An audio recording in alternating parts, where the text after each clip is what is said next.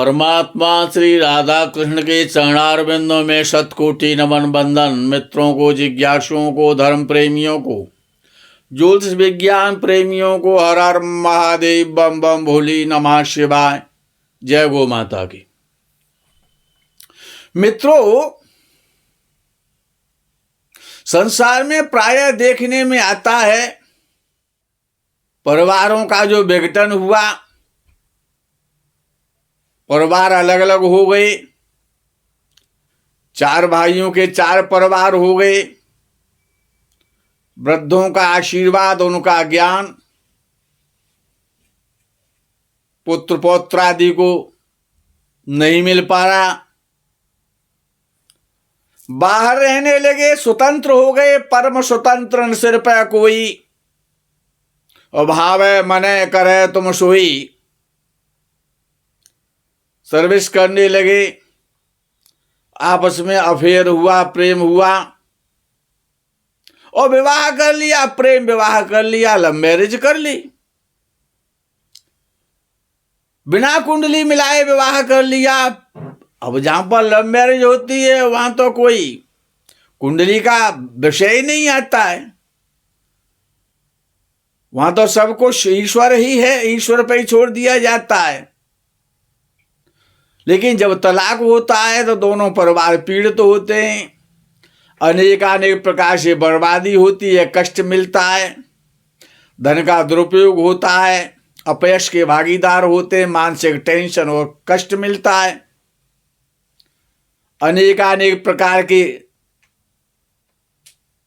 प्रताड़ना मिलती हैं और दंड मिलता है, दंड भोगना भी पड़ता है।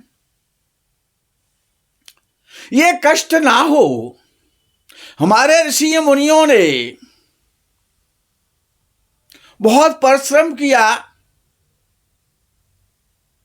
और ज्योतिष शास्त्र जो वेद का छठा अंग है, वेदांग कहलाता है, वैदिक ज्योतिष, बड़े सुंदर सरल ऋषि पाराशर वशिष्ठ जी बराह में ने सुंदर समाधान दिए कि ये आपत्ति उत्पन्न ना हो, तलाक ना हो, अर्थात विलगाव ना हो, अलगाव ना हो, आपस में सामंजस्य बना रहे, जीवन सुंदर प्रकार से यापन होता रहे। तो हम जन्म कुंडली और नवांश कुंडली ही बता देती है कि आपका तलाक होगा कि नहीं होगा।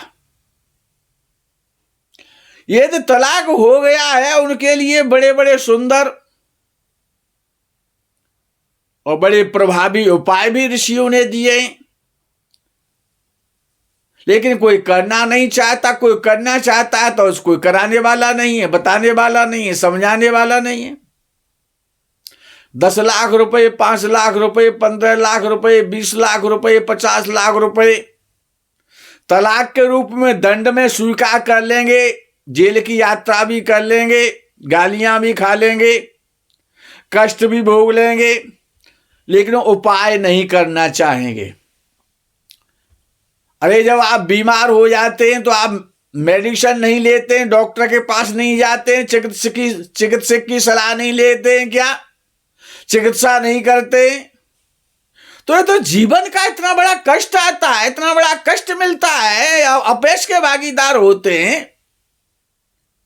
तो जन्म कुंडली दिखाने में शर्म किस बात की है? अरे आपका अपना जीवन है, जीवन को संभाल के रखिए, अच्छे ज्योतिषाचार्य से परामर्श कीजिए। तो जन्म कुंडली का 7वां भाव और 7वें भाव का स्वामी, 8वां भाव और 8वें भाव का स्वामी, और नवांश कुंडली का 7वां भाव और 7वें भाव का स्वामी। जन्म कुंडली का 7वां भाव बड़ा मुख्य भाव है, वैवाहिक जीवन को शुभ रखने के लिए, सुख देने के लिए, और उससे भी ज्यादा महत्वपूर्ण है नवांश कुंडली का 7वां भाव और 7वें भाव का स्वामी। 7वां भाव जन्म कुंडली का 7वां भाव का स्वामी यदि अष्टम भाव में चला जाए और अष्टम भाव का स्वामी सप्तम भाव में हो आ जाए तो निश्चित है कि विवाह में विघ्न आएगा। मैरिज लाइफ में परेशानी और संकट आना है। ये विवाह के संकट का, तलाक का, अलगाव का पहला सूत्र है। दूसरा सूत्र सप्तम भाव का स्वामी। सप्तम भाव का स्वामी जन्म कुंडली में शत्रु राशि में बैठा हो, नीच राशि का हो, 6वें, 8वें, 12वें भाव में जाकर के बैठ जाए तो ये तलाक का संदेश है, मैसेज है, लिखा हुआ है ये आपके जीवन में।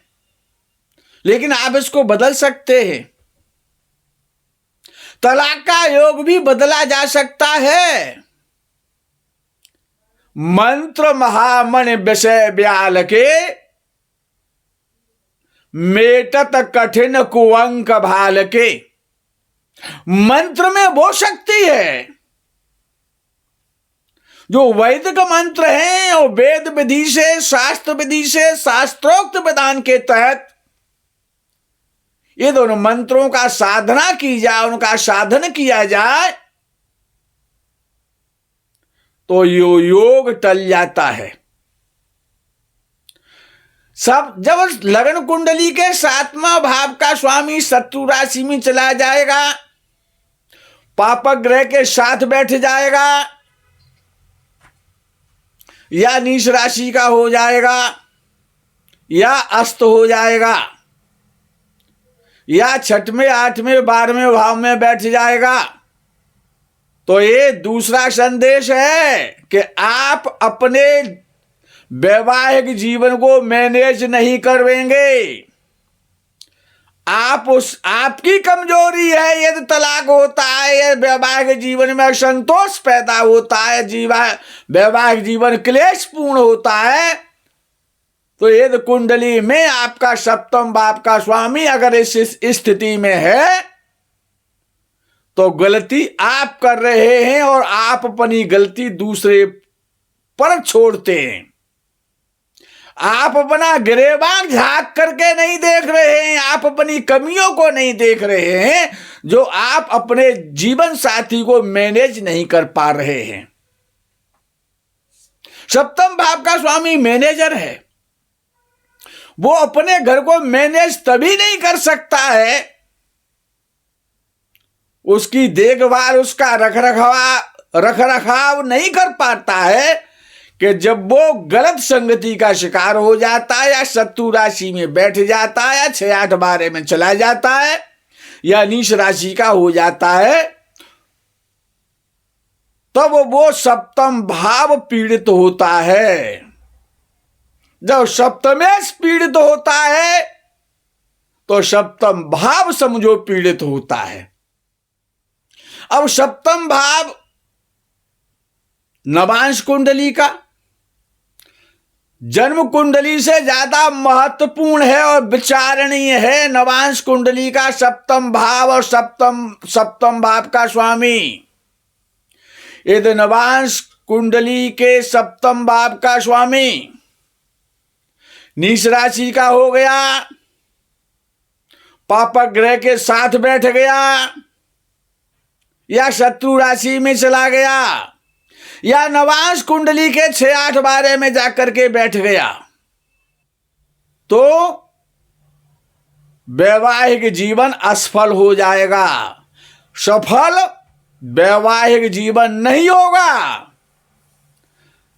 क्योंकि वो सप्तम भाव का स्वामी सप्तमेश जो उसका मैनेजर है उसको मैनेज नहीं कर पा रहा है।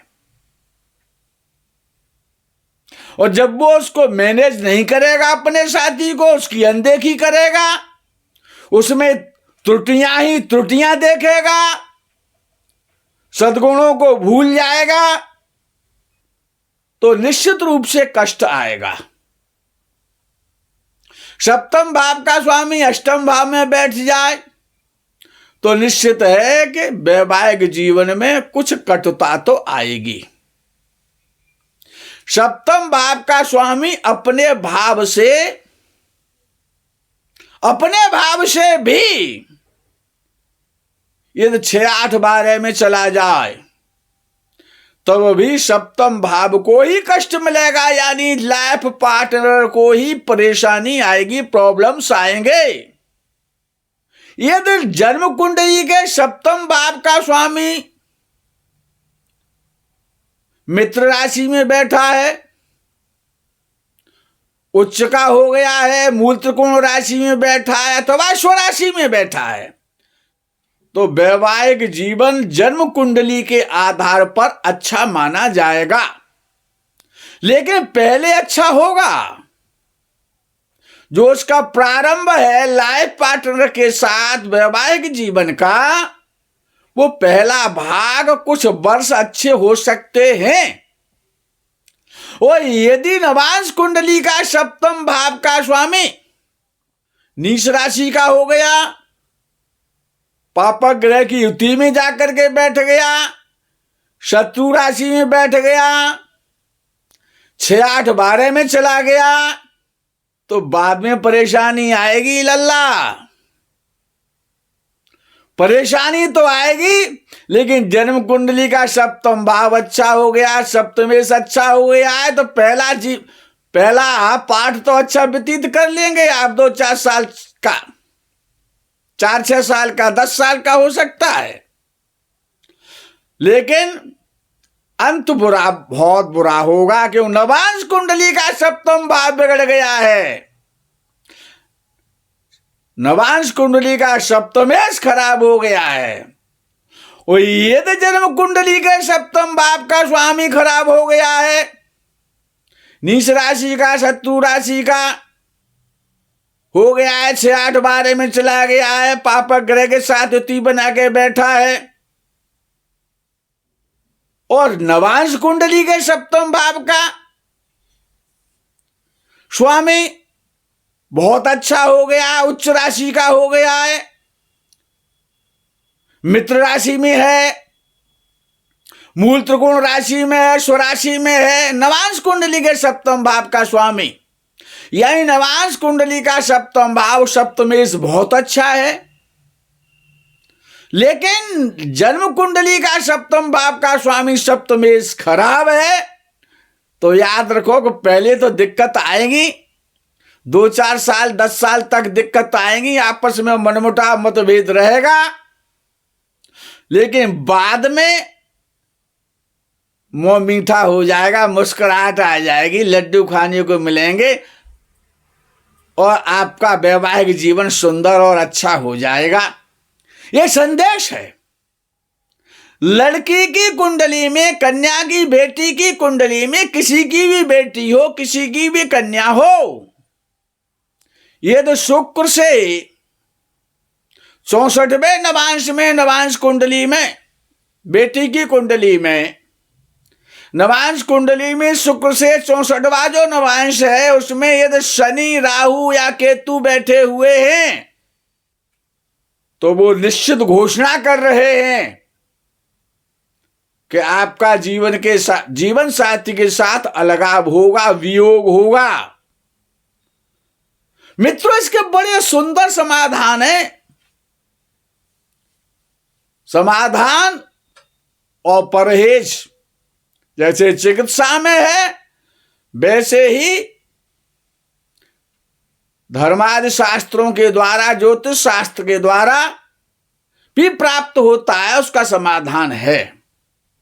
उन योगों को तो कोई खत्म नहीं कर सकता। वर्षा तो होगी, लेकिन छाता तो खरीद सकते हैं, अपना बचाव तो कर सकते हैं। मंत्र में बहुत पावर है, उसको सिद्ध करना जानता हो, उसकी सिद्धि प्राप्त की हो, उसकी दीक्षा ली हो, तो निश्चित है कि समाधान हो जाता है। मित्रों, आज के प्रकरण में यही विश्राम करेंगे। आगे के प्रकरण का आप इंतजार करेंगे। तब तक के लिए हर हर महादेव, बम बम भोले, नमः शिवाय। जय गो माता की।